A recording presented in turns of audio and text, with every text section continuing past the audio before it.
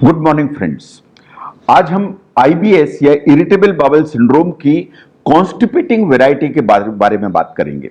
आप जानते हैं कि जो इरिटेबल बाउल सिंड्रोम है वो बेसिकली तीन तरह का माना जाता है। IBS constipating, that is constipating variety, IBS diarrhoeal, that is diarrhoeal variety, IBS A, that is basically alternate diarrhoea, alternate constipation. आज हम आईबीएस कॉन्स्टिपेशन के बारे में बात करेंगे। नाउ आईबीएस कॉन्स्टिपेशन बेसिकली एक क्रॉनिक डिसऑर्डर है जिसके साथ में तीन चीजें हैं। नंबर वन, फ्रीक्वेंट ब्लोटिंग होगी, आपका पेट फूलेगा, आपको बार बार पेट में दर्द आएगा, और आपको कॉन्स्टिपेशन होगा या इनफ्रीक्वेंट स्टूल होगा। एंड जो स्टूल होगा वो बहुत हार्ड होगा जिसे पास करना हमेशा डिफिकल्ट होगा। देयर आर सर्टेन फैक्ट्स, मैं चाहता हूं कि आप इसको पहचानें। नंबर वन, जो इरिटेबल बाउल सिंड्रोम है, चाहे वो कॉन्स्टिपेशन वैरायटी का हो, ये लाइफ थ्रेटनिंग नहीं है। ये बात बिल्कुल सही है कि ये एक्सट्रीमली अनकंफर्टेबल होता है, ये आपकी डे टू डे लाइफ को इंटरफियर कर सकता है, लेकिन ये लाइफ थ्रेटनिंग नहीं है। ये बात बिल्कुल सही है कि आज तक तारीख में जो दुनिया है इसमें इसका कोई डेफिनेट क्योर नहीं है कि ये इस चीज से बिल्कुल ठीक हो जाएगा। Lifestyle change, dietary manipulations and medications, these are three things जिससे इसमें जरूर कुछ ना कुछ मदद की जा सकती है। Now look at the science and the symptoms. अगर हम सिम्टम्स को देखें आईबीएस कॉन्स्टिपेटिंग वैरायटी के बारे में, तो आपको समझने की जरूरत है कि जितने भी आईबीएस के टाइप्स हैं उनमें से this is the most common. Science ऐसा मानती है कि वेस्टर्न वर्ल्ड में 7 से लेकर 21% जो पॉपुलेशन है, या 7 to 21% पॉपुलेशन या people basically suffer from IBS C. जो दूसरे हैं वो जैसा मैंने बताया कि IBS C, IBS D and IBS A हैं। नाउ अगर हम सिम्टम्स को देखें तो तीन सिम्टम्स हैं जो सबसे ज्यादा आपको ट्रबलसम होते हैं इस बीमारी में। नंबर वन, आपको पेनफुल ब्लोटिंग होगी, इसका मतलब पेट फूलेगा। नंबर टू, आपको गैस ज्यादा बनेगी एंड गैस ट्रैप होगी इंटेस्टाइन में, जिससे पेट भी ज्यादा फूलेगा, दर्द भी ज्यादा आएगा एंड अल्टीमेटली गैस पास भी ज्यादा होगी। एंड नंबर तीन, you will have a feeling कि आपकी जो आंत है उसमें एक पत्थर जैसी, चट्टान जैसी या बिल्कुल ब्लॉक डेवलप हो गया है, इन लेटरिन बिल्कुल आगे बढ़ ही नहीं रहे। These are the three features which you will have. Now जो बावल का मूवमेंट्स है वो बहुत कम हो जाएंगे। साइंस ऐसा मानती है कि on an average that irritable bowel syndrome में लोग हफ्ते में 3 बार स्टूल पास करते हैं, तो रोज स्टूल पास नहीं होगा, हफ्ते में 3 बार होगा। अगर आप ब्रिस्टल स्टूल के चार्ट को ध्यान से देखें जो सामने दिखाई दे रहा है, 90% पीपल से कि उनकी जो स्टूल की टाइप है इज ईदर टाइप 1, टाइप 2 और टाइप 3। ये 3 टाइप्स हैं जो उनको हमेशा महसूस होती हैं कि उनकी लैटिन इस तरह की बनती है इन जिसे निकलने में दिक्कत होती है, because it becomes very hard and basically lumpy. And आपको अगर जो लैट्रिन हो भी जाती है उसके बाद भी आपको एक कंप्लीट फीलिंग बनी रहती है कि पेट अभी साफ नहीं हुआ है। That is the whole problem. Now एक बार अगर आपको लैट्रिन हो जाती है, आप चले जाते हैं, गैस भी पास हो जाती है, तो यह बात सही है कि आपकी जो ब्लोटिंग होती है या जो गैस बनी हुई होती है उसकी जो फीलिंग है एंड अमाउंट है वो हमेशा कम हो जाती है। बट साइंस ऐसा मानती है कि after some time that is hours, वो जो सिम्टम्स हैं वो दोबारा वापस आ जाते हैं। नाउ हमेशा ये क्वेश्चन खड़ा होता है कि जो सामान्यतः कॉन्स्टिपेशन होता है उससे इरिटेबल बाउल सिंड्रोम के कॉन्स्टिपेशन को कैसे डिफरेंशिएट करें, because constipation is a very common problem, it's a physiological problem. मैं कहीं ट्रेवल कर रहा हूं, है ना, तो मुझे कॉन्स्टिपेशन डेवलप हो जाता है, तो क्या वो इरिटेबल बाउल सिंड्रोम का कॉन्स्टिपेशन है? अगर ये आईबीएस का कॉन्स्टिपेशन है तो इसके साथ पेट में ब्लोटिंग जरूर आएगी। अगर ये आईबीएस का कॉन्स्टिपेशन है तो गैस जरूर बनेगी, गैस पास होने में दिक्कत भी जरूर होगी एंड आपको अनकंफर्टेबल पेन होगा। जबकि ये तीनों जो फीचर्स हैं जो सामान्य तक कॉन्स्टिपेशन होता है उसके साथ में नहीं देखे जाते। तो अगर कॉन्स्टिपेशन है प्लस आपको गैस भी है, ब्लोटिंग भी है, पेन भी है, तो ये पॉसिबली इरिटेबल बाउल सिंड्रोम का कॉन्स्टिपेशन है। नाउ द क्वेश्चन इज के जो आईबीएस कॉन्स्टिपेटिंग है वो होता क्यों है? साइंस को अभी तक एग्जैक्ट काज इसका मालूम नहीं है कि what is the basic reason behind, but there are 3 things which science thinks that this may be the reason. Number 1 is the genetic. मतलब इट देखा गया है कि ये फेमिलियल है, जेनेटिक है, कि अगर आपके पेरेंट्स में से किसी को आईबीएस कॉन्स्टिपेटिंग है तो इट इज क्वाइट पॉसिबल कि आपको आईबीएस कॉन्स्टिपेटिंग डेवलप हो जाए। नंबर 2, अगर मेरे ब्रेन और गट का जो इंटरेक्शन है वो प्रॉपर नहीं है, अगर ब्रेन और गट का इंटरेक्शन प्रॉपर नहीं है तो ब्रेन से जाने वाली जो इंटेस्टाइन की इंफॉर्मेशन है कि इसको जो ना प्रॉपर एक रेगुलेशन होना चाहिए, दैट इज नॉट देयर।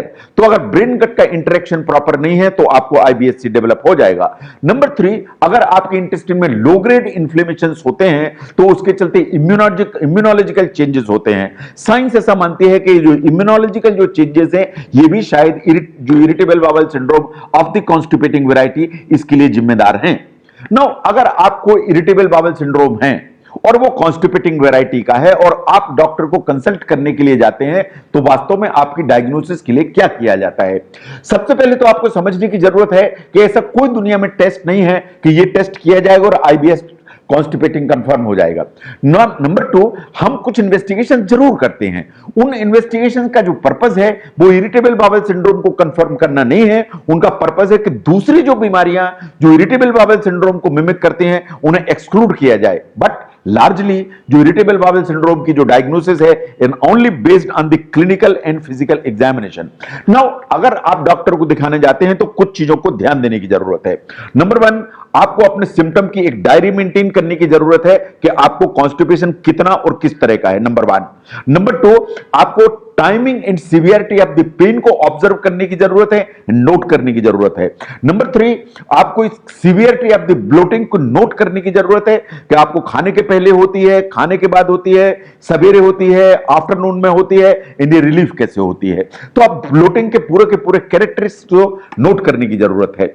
और जब आप डॉक्टर के पास जाते हैं तो आपके ऊपर इट इज क्वाइट पॉसिबल कि कुछ इन्वेस्टिगेशंस किए जाएं टू लुक इनटू कि कहीं कोई और प्रॉब्लम तो नहीं है। The most common investigation which is done is basically the colonoscopy, जिसमें हम कोलोनोस्कोप के द्वारा आपकी बड़ी आंत को चेक करते हैं। Number 2 basically is the ultrasound to rule out कि आपकी बड़ी आंत के आसपास के एरिया में कहीं कोई गांठ तो नहीं है, कहीं कोई ट्यूमर तो नहीं है या कहीं कोई लंप तो नहीं डेवलप हो रहा है। कभी हम बेरियम के स्टडी भी करते हैं, दवा पिला के एक व्हाइट कलर की आंत के पूरे एक्सरे देखते हैं कि जो दवा है किस स्पीड से इंटेस्टाइन में पास हो रही है। नंबर 4, कभी हम कुछ ब्रेथ टेस्ट करते हैं, hydrogen breath test to look into कि आपकी इंटेस्टाइन में कहीं कोई बैक्टीरियल ओवरग्रोथ तो नहीं है। तो these are the 4 basic investigations which we basically conduct when we are talking about irritable bowel syndrome. लेकिन अगर आपको आईबीएस कॉन्स्टिपेटिंग वैरायटी का है तो कुछ हायर वर्कअप की जरूरत पड़ सकती है जिन्हें आपको वॉच करने की जरूरत है। कभी हमें ट्रांजिट टाइम स्टडी देखनी पड़ती है कि जो आप खाना खाते हैं वो वास्तव में आपके लेट्रिन का रास्ता या रेक्टम तक उसे पहुंचने में कितना टाइम लगता है। इसके लिए हमें ट्रांजिट टाइम स्टडी की जरूरत पड़ती है। नंबर 2, कभी हमें एमआर या मैग्नेटिक रेजोनेंस डिपेंडेंट डिफिकोग्राफी कराने की जरूरत पड़ती है इन ऑर्डर टू सी कि जो रेक्टम में लेट्रिन भरी हुई है उसको वास्तव में निकलने में कोई प्रॉब्लम तो नहीं हो रही है, ऐसा कुछ तो नहीं है कि जिसके चलते वो बाहर नहीं आ पा रही है। नंबर 3, आपका जो रेक्टम है उसका प्रेशर या उसकी एक्टिविटी देखने के लिए कभी हम बलून एक्सपल्सन टेस्ट करते हैं, दैट्स नंबर 3। एंड कभी हमें अगर रेक्टम, एनल स्फिंक्टर इनके सबके प्रेशर्स नापने की जरूरत है तो हम आपके रेक्टल मैनोमीटर भी करते हैं कि कहीं आपको ऐसा तो नहीं है कि जो मूवमेंट है इन प्रेशर्स हैं उसमें कोई इनकोऑर्डिनेशन तो डेवलप नहीं हो रहा है जिसके चलते ये प्रॉब्लम हो रही है। और अगर कुछ ऐसा लगता है कि आपकी इंटेस्टाइन में कहीं कोई ब्लॉक डेवलप हो रहा है तो आपका एक सीटी स्कैन एंड पर्टिकुलरली सीटी एंट्रोक्लाइसिस कराई जा सकती है। These are the higher investigations जो मैं समझता हूं कि आपकी जानकारी में होनी चाहिए। नाउ अगर मैं ऐसा डायग्नोज करता हूं कि आपको इरिटेबल बाउल सिंड्रोम कॉन्स्टिपेटिंग वैरायटी है तो उसको ट्रीट कैसे किया जाएगा। नाउ आपको एक चीज समझने की जरूरत है कि जो ट्रीटमेंट का फोकस है वो वास्तव में इसी चीज पर है कि आपके जो सिम्टम्स हैं उनको रिड्यूस होना चाहिए, आपकी ओवरऑल क्वालिटी ऑफ लाइफ को इंप्रूव होना चाहिए। आपको ये समझ में बिल्कुल आना चाहिए कि इसका कोई परमानेंट क्योर नहीं है, but purpose is to reduce the symptomatology and improve the quality of life. आपको ट्रीटमेंट का पर्पस यही होगा कि आपको पेट की जो ब्लोटिंग की फीलिंग हो वो कम हो जाए, गैसीनेस कम हो जाए और जो पेन आपको बार बार आता है वो कम हो जाए। एंड पर्पस होगा कि आपकी जो बावल के मूवमेंट्स हैं वो स्मूथ हो जाएं और इनकी कंसिस्टेंसी बेटर हो जाए। नो, जब हम मेडिसिन यूज करते हैं तो देखिए मेडिसिन में जो हम ओटीसी मेडिसिन यूज करते हैं उनमें बेसिकली फाइबर सप्लीमेंट होते हैं, उनमें लेक्सेटिव्स होते हैं, उनमें स्टूल सॉफ्टनर्स होते हैं। ये पर्पस है ताकि स्टूल को सॉफ्ट किया जा सके। मार्केट में में कुछ डिटॉक्स टी अवेलेबल होती है, जिसका भी पर्पस यही है कि स्टूल को सॉफ्ट किया जाए। जो भी हम ओटीसी मेडिसिन यूज करते हैं, आपको समझने की जरूरत है कि एनीथिंग विच आई यूज, उसका पर्पस सिर्फ यही है कि आपका जो स्टूल है वो सॉफ्ट हो जाए और आपके जो बावल है या आपकी जो कोलन है या आपकी आंत है, उसका जो मूवमेंट है वो स्मूथ हो जाए एंड थोड़ा सा फास्ट हो जाए, so that you pass stool frequently and easily. Now अगर ओटीसी मेडिसिन से काम नहीं चलता है तो आपको फिर आपको डॉक्टर से कंसल्ट करके मेडिसिन की जरूरत है। जो मेडिसिन हम यूज करते हैं in irritable bowel syndrome of the constipating variety, वो डोमिनेंटली दो कैटेगरी में आती हैं। नंबर वन, अगर आपके पेट की दर्द की समस्या ज्यादा है, मरोड़े आते हैं, ऐंठन आता है, पेट टाइट होता है, तो आपको एंटी स्पाज्मोटिक मेडिसिन की जरूरत पड़ेगी, जो कि इंटेस्टाइन का बार बार जो इस तरह का मरोड़ा या ऐंठन आती है उसको धीरे धीरे बंद कर दें। तो हम antispasmodic group of medicine use करते हैं। द सेकंड जो ग्रुप ऑफ मेडिसिन जो यूज होती हैं, they are known as prosecretory agents like prucalopride. इनका पर्पस सिर्फ इतना है कि इंटेस्टाइन की स्पीड को बढ़ाएं, नंबर वन, आपका जो स्टूल है उसको सॉफ्ट करें, सो दैट आपका जो स्टूल है वो इजीली पास हो जाए। तो हम जो मेडिसिन यूज करेंगे, इधर एंटी स्पाज्मोटिक यूज करेंगे और या प्रो सिक्रेटरी एजेंट्स यूज करेंगे। कभी जो ब्रेन गट का जो एक रेगुलेशन है, जैसा मैंने कहा, को उसको अगर मुझे लगता है कि दैट इज द एरिया जहां सबसे ज्यादा डिस्टर्बेंस है, तो वास्तव में हम आपको कुछ एंटी डिप्रेसेंट ग्रुप की मेडिसिन यूज करते हैं, जिसे एसएसआरआई कहते हैं। अगर एसएसआरआई कहते हैं यूज करते हैं, तो ये जो डिस्कॉर्डेंस है बिटवीन ब्रेन एंड गट, ये वास्तव में बेटर हो जाता है। ये बात सही है कि जो आईबीएस कॉन्स्टिपेटिंग वैरायटी में जो सेकेंडरी सिम्टम्स आते हैं, जैसे एंजाइटी, डिप्रेशन, पैनिक, जब हम एसएसआरआई यूज करते हैं, जो सेकेंडरी जो सिम्टम्स हैं उनका इंसिडेंस बहुत कम हो जाता है। नाउ कुछ लाइफस्टाइल जो रेमेडीज हैं वो हमेशा कॉम्प्लीमेंट करती हैं, उन पे आपको ध्यान देने की जरूरत है। अगर आप नींद प्रॉपर लेते हैं, if you sleep properly, it helps you out.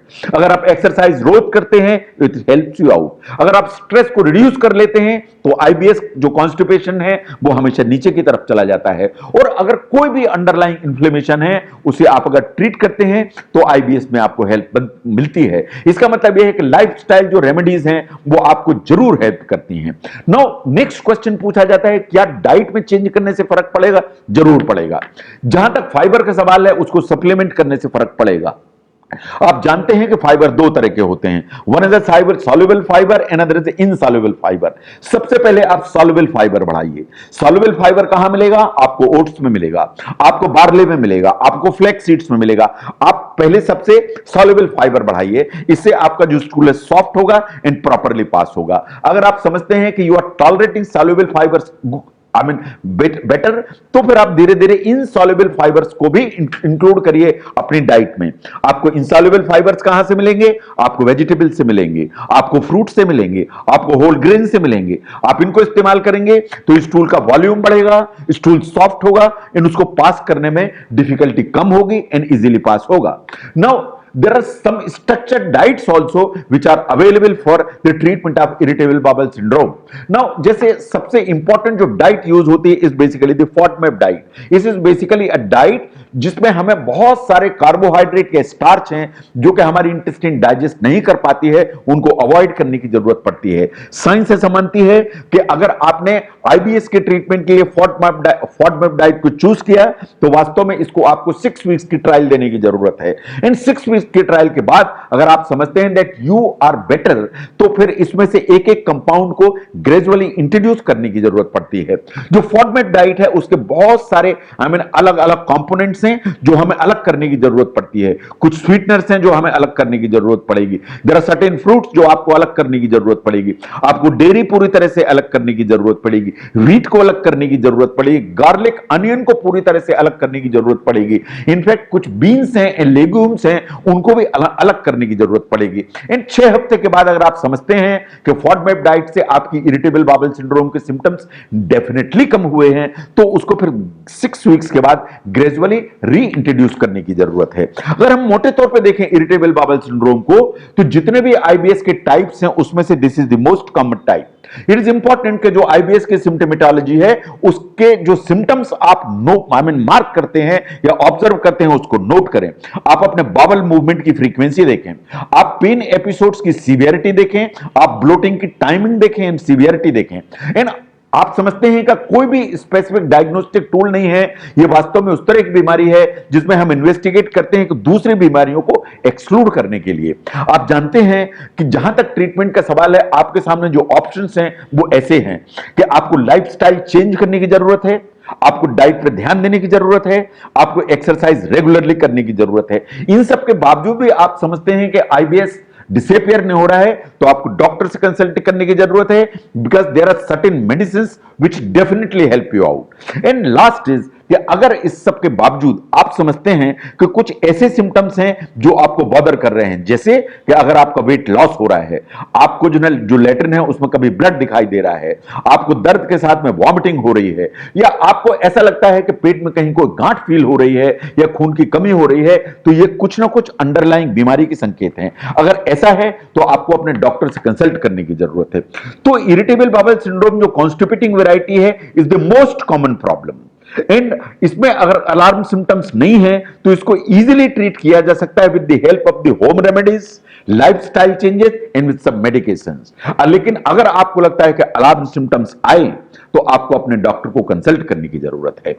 अगर आप समझते हैं कि ये वीडियो इरिटेबल बाउल सिंड्रोम को समझने में आपको हेल्प करता है तो इस चैनल को जरूर सब्सक्राइब करें एंड इस वीडियो को जरूर शेयर करें। Thank you very much.